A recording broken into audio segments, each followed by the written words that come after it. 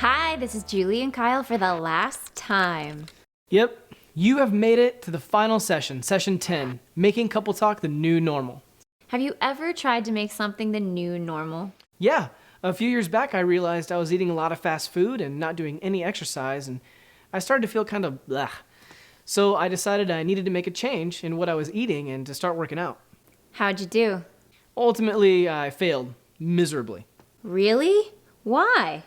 Well, in my head, I really wanted to make the changes, but my mouth and my stomach and the rest of my body put up a fight.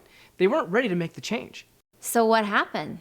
I went back to my same old routine. I probably gained 15 to 20 pounds in that time. One day, someone came up to me and offered some unsolicited weight loss advice. That night, I looked in the mirror and saw why they had approached me. I had a heart-to-heart with my mouth and my stomach and the rest of my body, and we agreed that a change needed to be made. So all of you was on board? For a while. But they began to revolt. It's too hard, I miss yummy food, I'm too tired to work out today, how about tomorrow? Eventually I brought in some reinforcements. I found someone who could walk me through the changes I needed to make to my eating habits and my exercise habits. That really made a difference. Eventually my new diet became my eating habit, and my new workout became my regular exercise regimen. It sounds like making the personal decision to do things differently, working with someone to make the changes with, and a little accountability helped you make a positive and necessary habit change in your life. Yep. Sounds a lot like how we made CoupleTalk the new normal in our relationship. Each of us decided we wanted to make a change in how we communicated. We worked together to use CoupleTalk more and more, and our CoupleTalk coach helped us use CoupleTalk and provided a little accountability too. I hadn't really thought about it that way, but you're right. I know. Well, let's get into it. Here is Dawn and Alex with making CoupleTalk the new normal. We've come to the final session of CoupleTalk, cracking the code to an amazing relationship. And wow, we have covered a lot of ground. And you all have been doing a lot of really hard work, and we congratulate you for that. Really good stuff. In this session, we're going to be talking about making CoupleTalk the new normal. We want you to take what you've been learning here and help that to become your natural behavior. And we'll be working on that in this session. Part one of CoupleTalk was about cracking the code to a deeper connection. And you remember in Trading Places, you learned about the foundational element of empathy, where you saw things from your partner's point of view. And then in Listening Fully, you focused on listening to understand your partner more deeply, their feelings and concerns and desires. In Expressing Yourself, you learned how to say what was true for you, but in a way that didn't harm your relationship. And then you put the two roles together, the listening with empathy and expressing yourself together to have a CoupleTalk, where you learned how to have a safe dialogue where both of you felt really fully understood. And in Growing as a Team, you learned how to keep your relationship alive and growing for the long haul. Remember the appreciations, the dates, and who are dates for? They're for married people. So you've got to keep that connection alive. In part two, cracking the code to handling conflict, we talked about getting a grip on your emotions. You learned how to manage strong feelings, and you gained some practical tools to do this. Remember that resolving a problem is in two parts. In digging deeper during disagreements, you're having a CoupleTalk where you talk about all of your feelings and concerns and desires about the issue, and your partner listens with empathy to you. And as you work your way through that issue, that falling leaf may occur, where you go deeper, as we say, and you really understand each other fully. It may take you places where you haven't expected, and you need to take time doing that. When you're both ready and you've really said everything you want to say and really feel understood, that's when you move to finding the win-win-win, which are practical strategies to help you come to an agreement that you're both going to be happy with and that you're actually going to put in place and keep following through on. In the last session, moving beyond I'm sorry, you learned some foundational principles about apology and forgiveness, along with some practical steps to take to repair the relationship when it's been injured. And remember, you learned a different way of saying an I'm sorry in everyday life. So instead of I'm sorry but, you can leave here now with a way to do a deeper apology, but a quick one. You name what you did, you talk about what might have been the consequences to your partner, frustration or inconvenience or whatever, and then you say out loud, I'm sorry. So that's our new way of saying an apology in everyday life. Now that's an overview, but within those sessions, you also did appreciations, you had times of prayer together, we looked at scriptural teaching on relationships, we had lots and lots of practice time, helping you to build healthy habits, and along the way I think we had some fun. I know we did. So let's return for a moment to last session's topic, apology and forgiveness. There are some particular questions that we often receive about this topic, and they're in your workbook. Questions like, what if my partner doesn't do their part? What if, first, my partner doesn't apologize? You can still choose to forgive. It doesn't depend on them. So let go of your negative emotions, continue to do your work, and be patient. Give them time. And if resentment comes up in you, feelings of resentment or other negative feelings, choose to replace them with positive feelings, positive thoughts, and loving actions towards your partner. On the other hand, what if my partner doesn't forgive me? Be patient again. Their healing might take time. Be respectful. Continue to do your work in forgiveness. If guilt or defensiveness comes up in you, again, choose to replace those negative feelings with positive thoughts about your partner and loving actions. And it may be tied into trust, so work towards being consistent and trustworthy in your behavior, and you'll be able to build trust over time. A final question we address in the workbook is, what if you're stuck? Perhaps apology and forgiveness is difficult for you. Can you apologize? Are you able to do that? Are you able to forgive? Does it make you feel weak or vulnerable to do one of those things? Are you afraid that you might lose? Something would be lost if you do either of those things? What if it feels impossible to forgive? Those are real life struggles. Some people can't apologize yet. Others have great difficulty giving forgiveness. Which is more difficult for you? Can you relate to any of these? We may never have seen apology or forgiveness in our families growing up at all. Or we might have seen worse damage to people when there was an attempt to apologize or offer forgiveness. So how could we be expected to magically know how to do that if we've never seen it or been taught it? You're not responsible for the family that you were born into. You didn't control that. But you are responsible for growing from where you are today to where God wants you to be. So let's all stay on that road of growth. If this resonates with you, the topic that Don has been talking about, it could be that it's a topic you choose to have a couple talk about. Perhaps in this session, when we do the exercise, you'll choose that as your topic. With that, we move to our final couple talk, and it's a growth topic. Not necessarily a conflict area. It may just be an area where you realize that you have a desire to grow. There's an example of a couple who financially aren't really fighting. They just muddle along with their finances. They may decide they like to do better at that and they want to focus on it. They could have a couple talk about that area. They talk about where they're at now, what they're currently doing, where they'd like to be, maybe set some goals. Just a time for them to grow.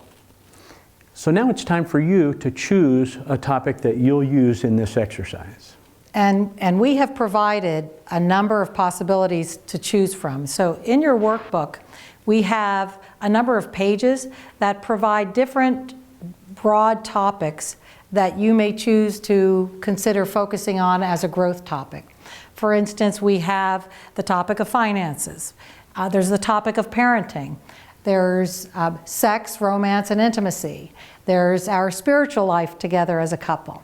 And there are also topics such as cultural differences, work, house responsibilities, extended family. We also have a page where if you have chosen to do the couple checkup, which you can access at CoupleTalk.com, you would have been able to get a report that assesses your relationship. We encourage you to do that. You would go to CoupleTalk.com and follow the link to take the couple checkup, which provides a report on a number of different things, such as issues in your relationship, personality differences. We took it, and we've learned that when it comes to change, I love change. I like to do a lot of different things. Don, not so much. So they don't tell you that you're going to have terrible problems because of a difference like that. They give you encouragement and they give you some suggestions for how to manage it. But the good news is you're really equipped to handle it because you know how to have a couple talk about it. And one final one is Gary Chapman's 5 love languages. You can go to CoupleTalk.com and find out how to take a survey to determine what your love language is. And what you can do then is both of you take the report and then use that as a couple talk to talk about what love language most meets your needs, and then your partner could talk about that too. So all of these topics, including the finances and the parenting, all of those topics in your workbook are topics for future growth couple talks. So for each page in the workbook that has those broad topics, we've broken it down into a number of subtopics. For example, the financial broad topic, you might choose to talk about differences in the way finances were handled in your family growing up. Whether to have a formal budget or kind of keep it loose and casual. Some long-term goals, maybe some short-term goals for a vacation. Different topics that you can choose from there, or choose another that you think of yourself. Just there so that you can focus in on a specific topic for not only this exercise now, but also, like Alex suggested, in future couple talks. So right now we'll have you decide on your topic, and we'll give you just a minute to look through and choose what topic you'll use for our practice time today. Go. Take time now to choose your topic.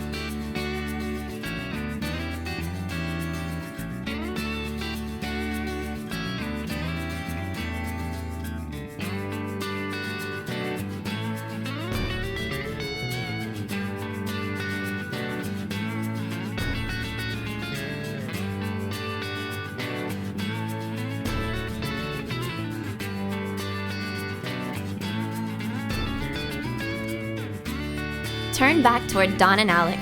They're getting ready to start up again.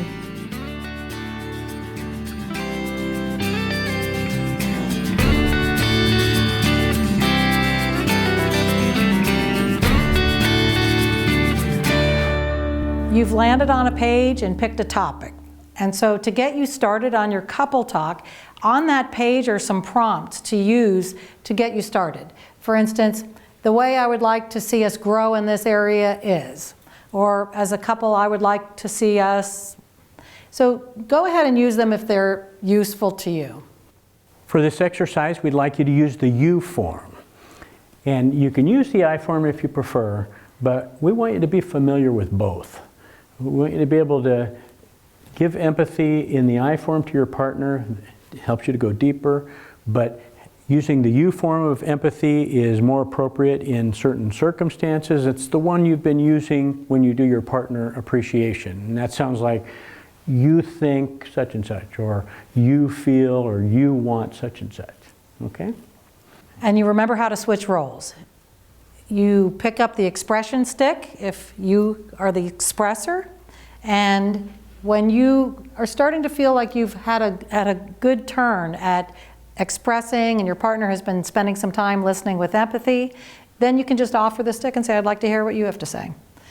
Or if there are feelings that you would like to express or some thoughts as you are in the role of listening with empathy, you can go ahead and use the nonverbal signal and ask for a turn to express yourself. You'll have plenty of practice time for this exercise. If you finish one topic, then use another topic. Use this practice time to its best advantage. We'd like you to sit knee to knee, move your chairs. We'll let you know when we're halfway through. We'll give you a signal when there's a minute left so you can wrap up. And when the music comes up again, that's when you need to be back into the big group. Ready, go. Get knee to knee with each other and start the exercise.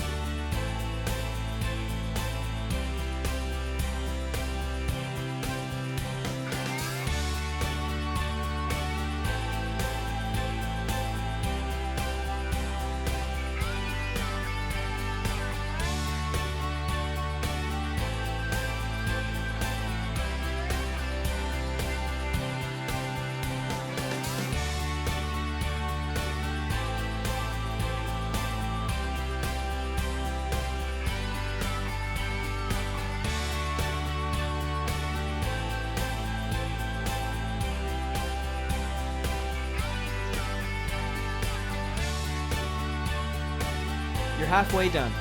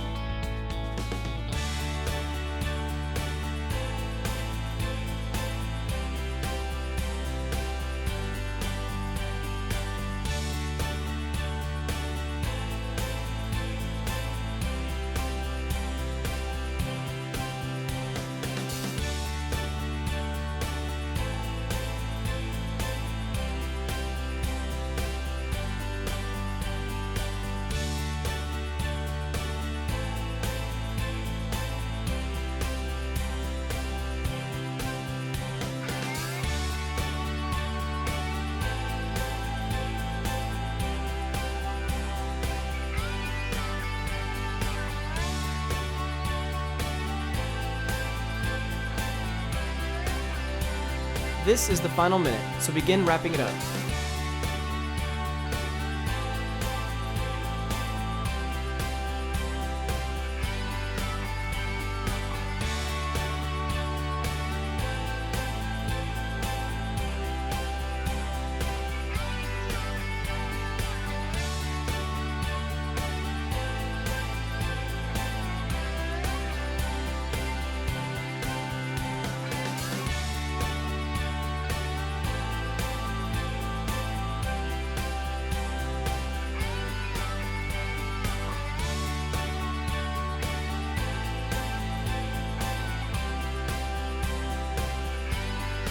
Time to return to the group.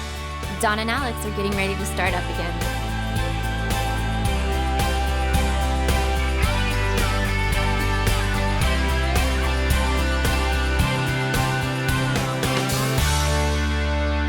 In your workbook, we'd like you to do a final assessment of how comfortable you are using CoupleTalk as the new normal. And so what you'll do is first, mark the form of listening with empathy you prefer, the I form or the you form. Second, how far along have you come in making these skills a habit? Mark on that bar graph how far you believe you have personally come in making them a habit.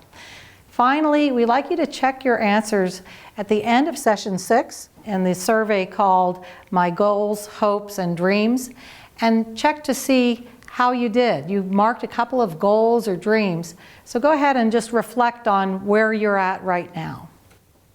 Okay. We'll give you a couple of minutes to mark in your workbooks. Ready, go. Now take a moment to yourself and fill in the debrief section in your workbook.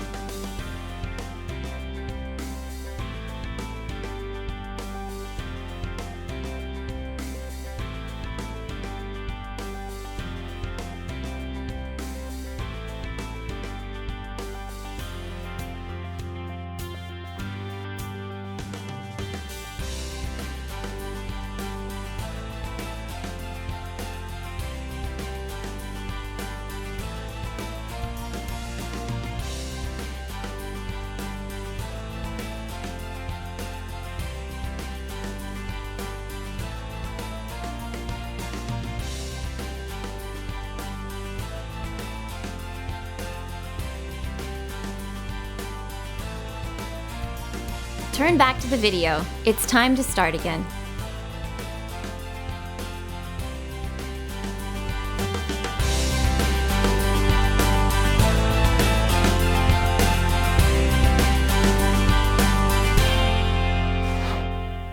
Okay, well, we'd like to ask you as a group and get some responses.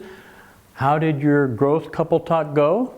And we'd also like to hear about the I and the you form, which one you prefer. Andy? Yeah, I honestly prefer the you form. It just made the conversation feel very natural. We're able to progress easily and just come to an easy conclusion. Mm-hmm. Callie?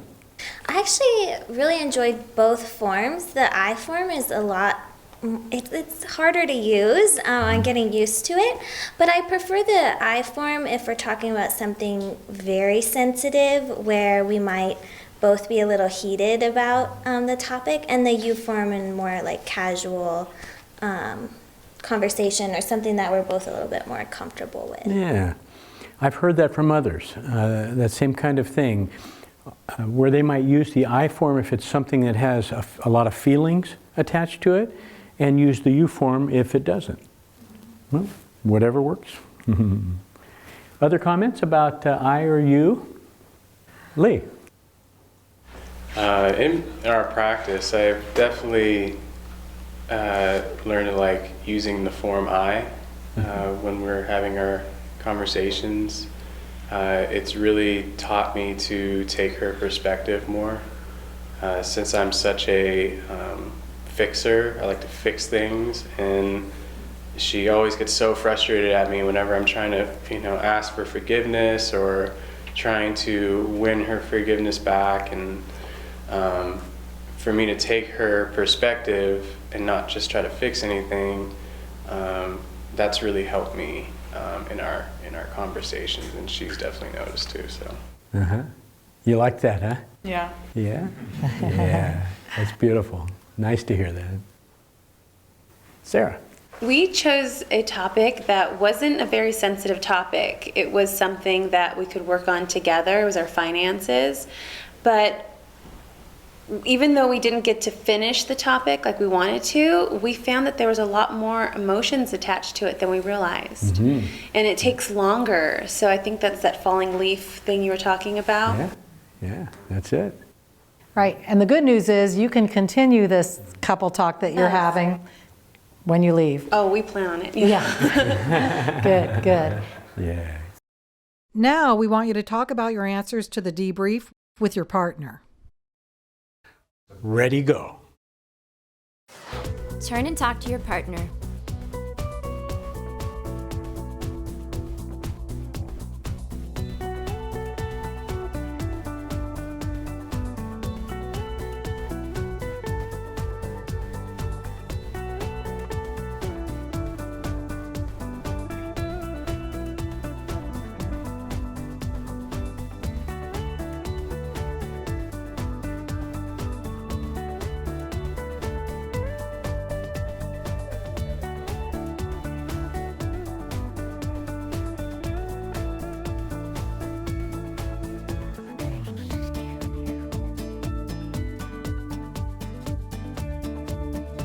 Turn back to the video.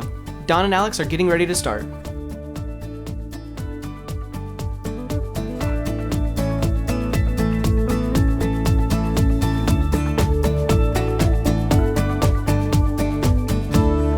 So that was the final couple talk you'll be having in here, but it's our dream that it's not your final couple talk.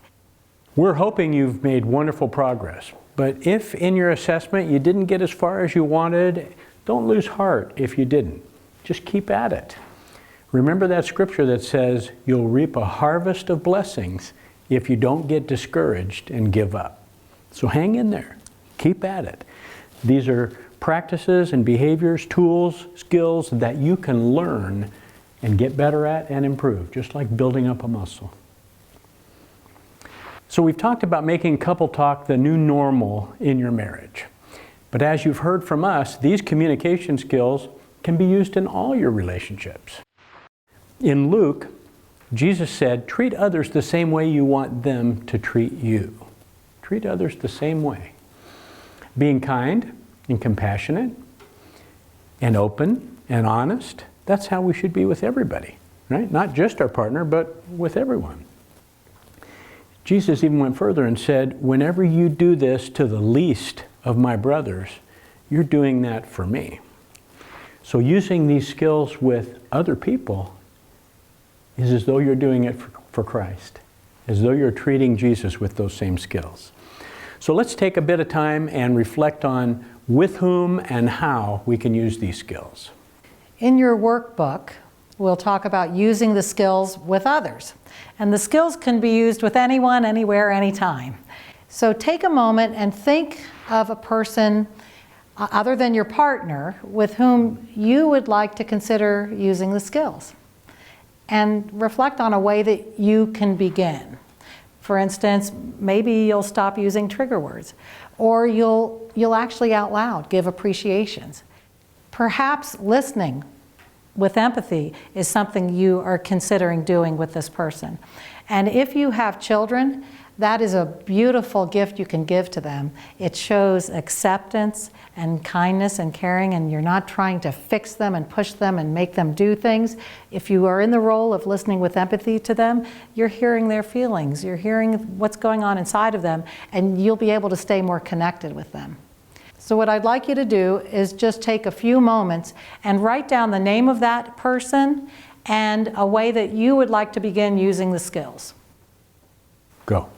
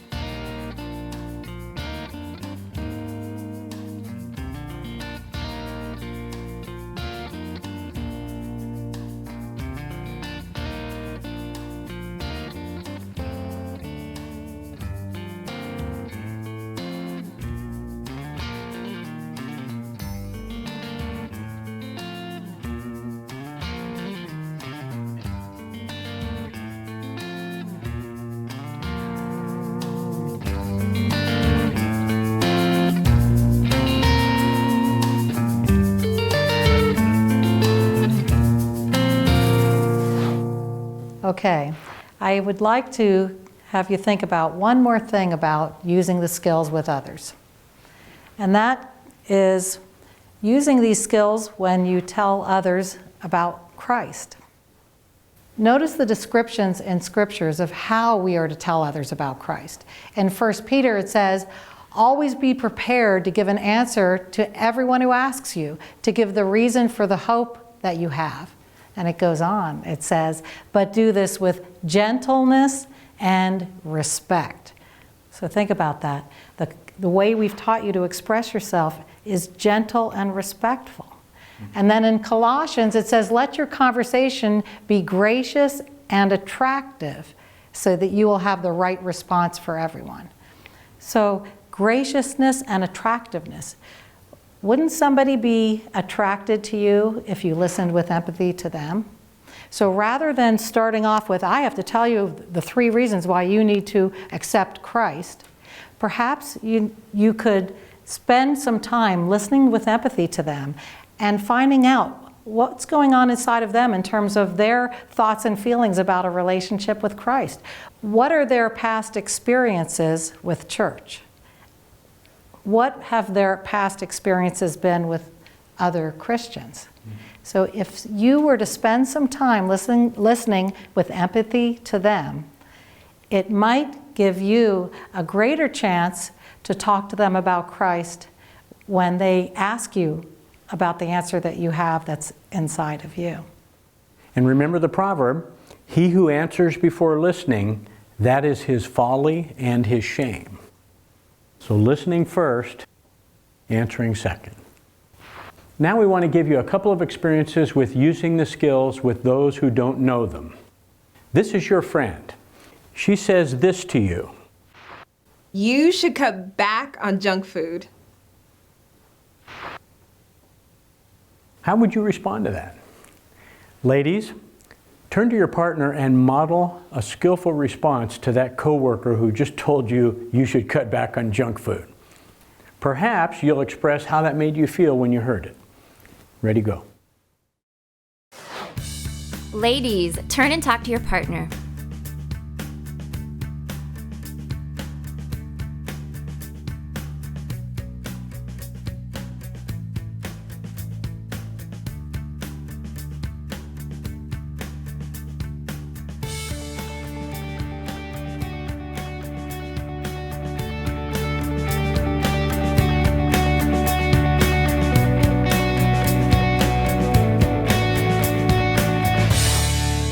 Ladies, did you come up with a way to respond to that friend who talked to you about junk food?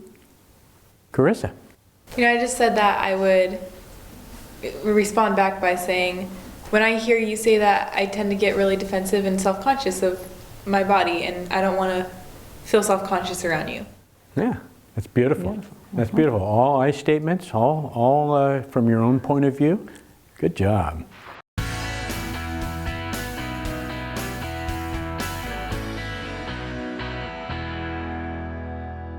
All right, so you got the idea. Sometimes as we're going through our day, we're going to have people say things that are not skillful, that maybe are pretty out of line, and we still have the capability of responding in a way that is positive, is healthy. Let's look at another. This one is your coworker. Let's see what we hear. That's a ridiculous idea.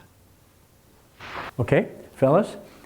Talk to your partner and model back how you would respond if a coworker said to you, that's a ridiculous idea. Men, turn and talk to your partner.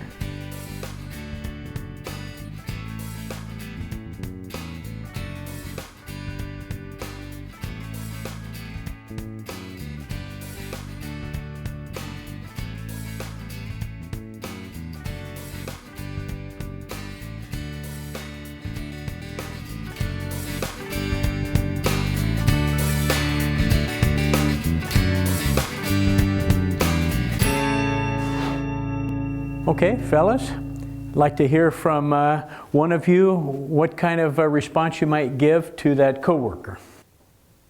Adam. Do you have a better suggestion? Yeah. Do you have a better suggestion? That's appropriate.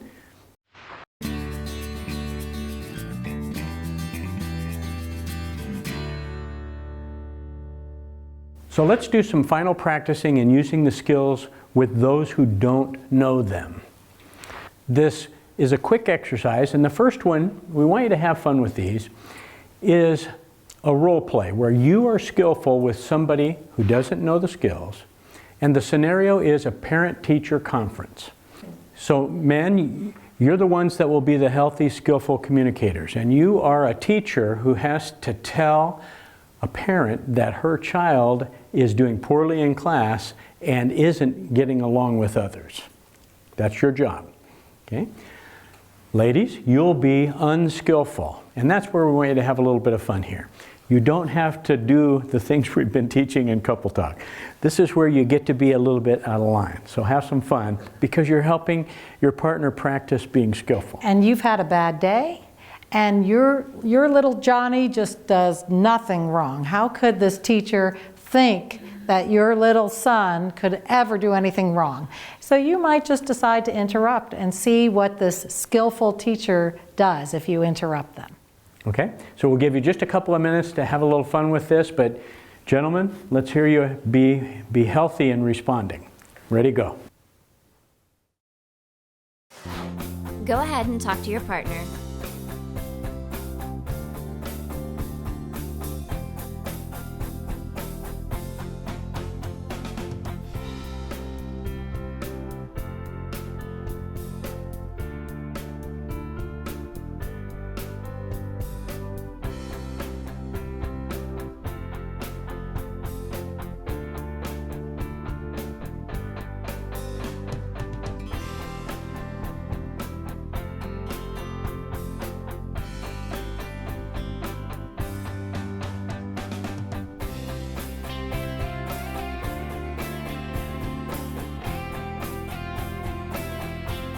Time's up.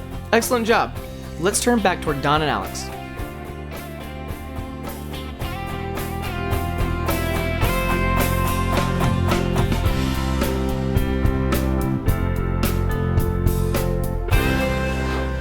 Sounded like there were some pretty wild lady parents out there, pretty wild moms. I'd like to hear from some of you men. What was it like to try to stay skillful when she was not? Lee. It was pretty funny, but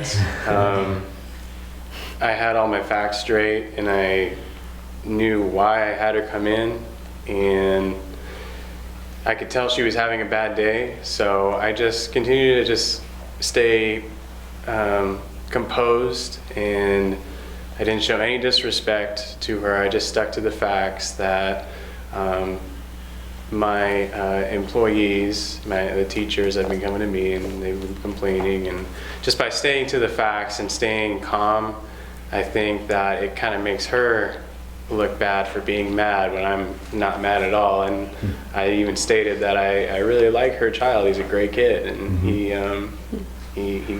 does well in school, but he's not acting up, and yeah. Uh-huh. That reminds me of the verse, a soft answer turns away wrath. So when you stay skillful and maybe you even listen with empathy to somebody who's really upset, it can end up helping them calm down. So it sounds like, in a way, maybe she was trying to be unskillful, and just by you staying in control, she was lessening that. Yeah. Mm-hmm. So now we have our second exercise. So women, you now are skillful, and you are a coworker with your husband, who's now just your coworker, not your husband anymore. And men, you get to be unskillful, and the scenario is the women, have a project that you believe both of you need to work on and stay after work to do. And men, you are the coworker and you are really tired and you just want to get home. And besides, there's some really great game on TV, and doesn't this woman have a clue that that's the place that you need to be? And so women, you need to talk about asking him to stay late in a way that's skillful, and men, you don't have to be. You don't have to be skillful. Okay? So you might interrupt, you might say, something about the importance of the game. And women, let's hope that you can empathize with that. Okay? You're in trouble. I know, I'm ready for this one. Yeah. Ready, go. Turn and talk to your partner.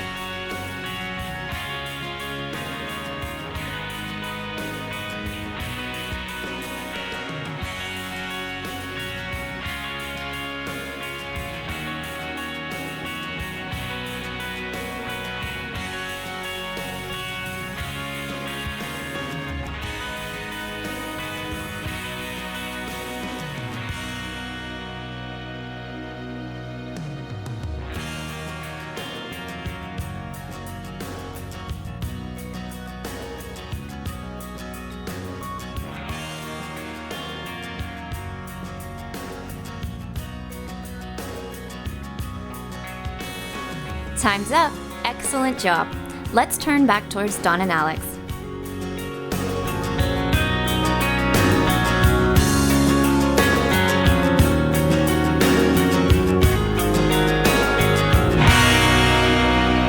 Okay, we have to stop you now. So you were co-workers, you're back to husbands and wives, and we're going to talk about what that was like for you, the ladies, to try to make a request of someone skillfully when the co-worker wasn't being skillful. Tia. It was actually hard to stay positive because there was a lot of negativity, but I use the skills of just the good I see in your point, and it's like I understand that you want to go home, that it's unfair to ask this of you, and also just appreciating them and saying like, you did such a great job today, and I just wanted to continue to work on this how you have been so that we can get this project done together. Beautiful. That was great. Yeah, you were seeing his position. Hey, you really probably love going to the game, and it seems unfair to miss out on that. That's beautiful. Anyone else? Jennifer. It was really cool using the skills because it really calmed down the situation and asking him to do something he really didn't want to do. But he did stump me because he's like, yeah, I'd love to come work on the project after the game's over. And I didn't really know how to respond to that. So. He was trying to work on a compromise with you. Yeah, And maybe that would have happened because you were being skillful. Maybe people are more willing to work on compromises with you because you address them with respect instead of like demanding. Beautiful. Well, we have one final quote that we want to give to you. We love this quote, and we think it's very appropriate in our culture. All those, and they lived happily ever after, fairy tale endings need to be changed to, and they began the very hard work of making their marriage happy. We talked in an earlier session about that myth that you're going to meet the right person and everything's going to be perfect and it'll just flow and you'll always be happy. It's just not true. That's the fairy tale that is a myth, and it isn't true. What is true is that that person that you're with can be an incredible partner. And a lot of that has to do with the way we respond to them. Our response is going to influence the direction that the relationship goes. So you've got already the potential for an amazing relationship. And in these sessions, we've picked up a number of skills to help work at that. The principle being, a strong relationship is built. It doesn't just happen. That commitment, that effort, that time, that's what goes into making your relationship a wonderful relationship. The kind that God intended. Okay? Well, we want to do partner appreciations for the final time. But this time you have a choice. After you turn your chairs and face each other, you can do a partner appreciation like you've been doing in previous sessions, or you can do a prayer appreciation. After all, your partner is one of God's creations. This is one of God's creations. Include your partner as you thank the Lord for some quality in your partner. Now, you won't be doing listening with empathy to that, so that could be a little too strange. So you can choose to do the regular partner appreciations or just together pray and name what you appreciate about your partner. The idea behind that is we've started out with praying together as a silent activity because some of us are uncomfortable praying aloud. But you may be at a point where you've had enough practice praying together silently through the sessions we've completed, and you'd like to have a time of praying together aloud. And a sweet way to start that is by thanking God for that quality in your partner. So turn your chairs and face your partner knee to knee and either give a partner appreciation or a prayer appreciation. And by the way, when you do the prayer appreciation, there's no listening with empathy. You're just thanking God as you pray for that quality in your partner. Okay? So go ahead and turn your chairs and sit knee to knee. Ready, go. Turn knee to knee with your partner and start the exercise.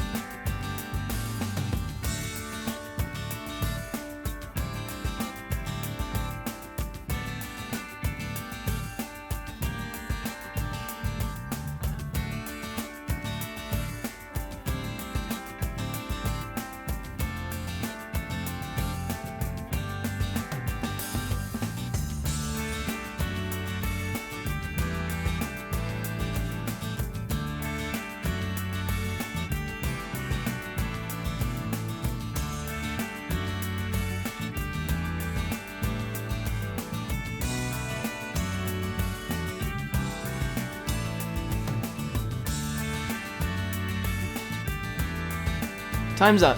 Excellent job. Let's turn back toward Don and Alex.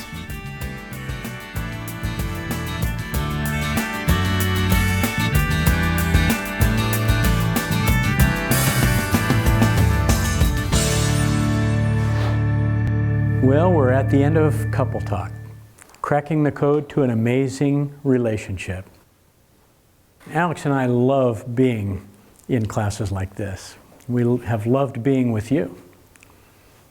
We've had a number of wonderful experiences with couples and seen so many miracles and so much wonderful growth and change, brokenness put back together. It's a privilege for us to be a part of this program. And the reason why we do it is because of what it's done for us. It took what would have been maybe a divorce or probably just a terribly dysfunctional marriage. It took that to an amazing relationship.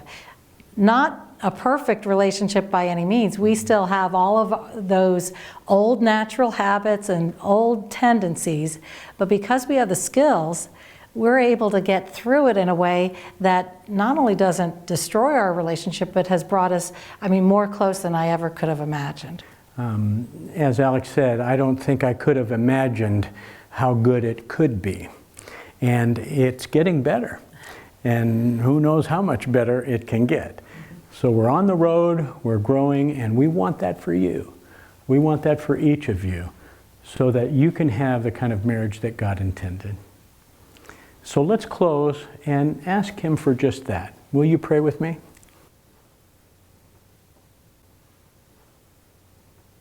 Lord, thank you for the truth we get from your word.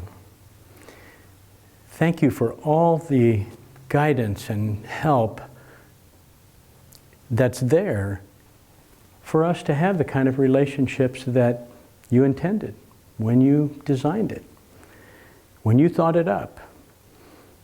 Relationships that support and nurture. Relationships that help pick up when we stumble. Relationships that forgive when we fail. You've modeled it, you've put it in your words so we can learn it, and you've promised to send your Spirit to give us the strength to do it. So you've provided everything we need, and we are so grateful. So in closing our class, our prayer is that you would help each of us to have that kind of relationship and get the strength to do it from you and because of you. In Jesus' name, amen.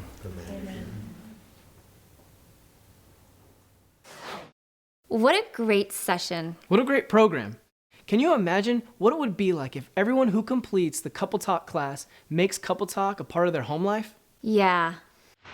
Kids growing up in a home with less fighting, couples spending their time communicating and connecting rather than arguing and hurting each other. Friction and division over budgets and bills replaced with teamwork and unity. Tension and guilt over intimacy and romance is replaced with mutual understanding and passion. Misunderstanding and grievances with household chores gives way to agreement and respect. Making Couple Talk the new normal means becoming a better communicator with everyone. And what you've learned in Couple Talk can be used in other relationships, like with the kids, with the friendships, or in the workplace. And while it can feel awkward at first to listen with empathy to a fellow employee, by using Couple Talk at work, the results are better relationships and better productivity. Couple Talk is a pathway to a deeper understanding with one another. This helps couples connect on a deeper level and makes them more successful at discussing problems and solving problems.